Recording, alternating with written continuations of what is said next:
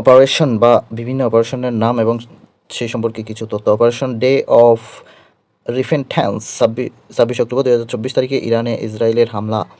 Operation আল Aqsa flood 7 October 2023 তারিখে ইসরায়েলে চালানো হামাসের অভিযান। Operation sword of Iran 8 October 2023 তারিখে গাজা উপত্যকায় চালানো ইসরায়েলের অভিযান। অপারেশন থ্রু প্রমিস 1 ইসরায়েলে ইরানের অভিযান এপ্রিল 2024। অপারেশন নদার্ন অ্যারো ইসরায়েল কর্তৃক লেবাননে হিজবুল্লাহ বিরোধী অভিযান। অপারেশন থ্রু প্রমিস 2 ইসরায়েলে ইরানের অভিযান।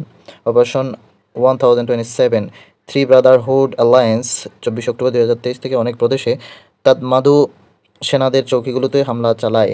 অপারেশন প্রসপারিটি গার্ডিয়ান লোহিত সাগরে হুতি বিদ্রোহীদের হামলা থেকে বাণিজ্যিক জাহাজ রক্ষা। যুক্তরাষ্ট্রের নেতৃত্বে 10টি দেশের সমন্বয়ে গঠিত।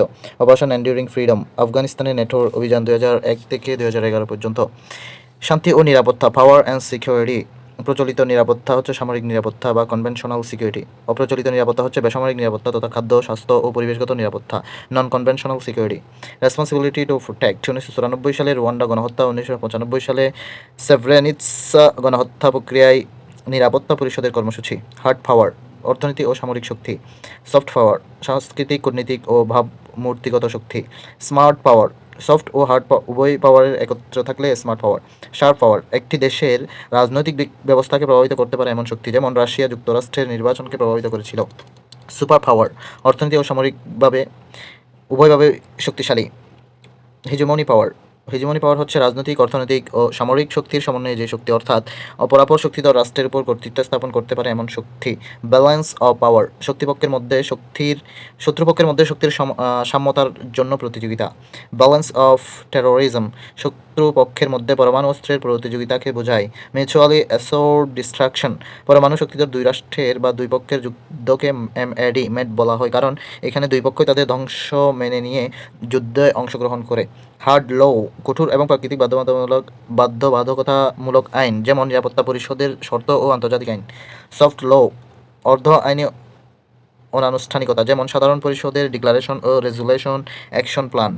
জাতীয় শক্তির স্থায়ী উপাদান, যেমন ভৌগোলিক অবস্থান, প্রাকৃতিক সম্পদ, শিল্প সামর্থ্য, সামরিক প্রস্তুতি, জনসংখ্যা। জাতীয় শক্তির অস্থায়ী উপাদান, যেমন জাতীয় মনোবল, সরকারের দক্ষতা, কূটনৈতিক নৈপুণ্য। ট্রাইফেক্ট হচ্ছে যুক্তরাষ্ট্রের রাষ্ট্র ক্ষমতার প্রতিটি কেন্দ্র, অর্থাৎ হোয়াইট হাউস, সিনেট এবং প্রতিনিধি পরিষদে কোনো একক দলের আধিপত্য। যুদ্ধের প্রকৃতি ছায়াযুদ্ধ বা প্রক্সি ওয়ার ভিন্ন ভূখণ্ডে অন্য দুই পক্ষে যুদ্ধের জড়িয়ে যাওয়াকে বোঝায়, যেমন ভিয়েতনাম যুদ্ধে রাশিয়া এবং যুক্তরাষ্ট্র জড়িয়ে যায়। গৃহযুদ্ধ বা সিভিল ওয়ার কোনো রাষ্ট্রের আভ্যন্তরীণ পরস্পর বিরোধী রাজনৈতিক ও সামরিক শক্তি বা জাতিসত্তার মধ্যকার সশস্ত্র যুদ্ধ। সার্জিক্যাল স্ট্রাইক পারস্পরিক ক্ষয়ক্ষতি না করে টার্গেট হাসিল করার নামই হচ্ছে সার্জিক্যাল স্ট্রাইক।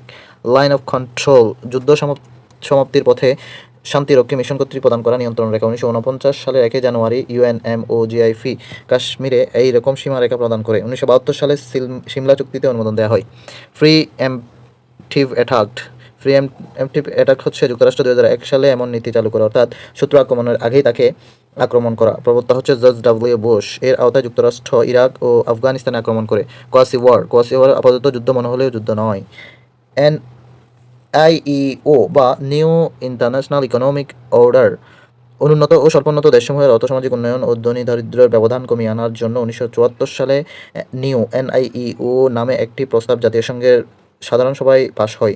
নব্য আন্তর্জাতিক অর্থনৈতিক ব্যবস্থা প্রতিষ্ঠায় ভূমিকা পালনকারী প্রতিষ্ঠানগুলো হলো বিশ্বব্যাংক, ওয়ার্ল্ড ট্রেড অর্গানাইজেশন, IMF, ইউরোপীয় ইউনিয়ন, এশিয়ান ও ব্রিক্স।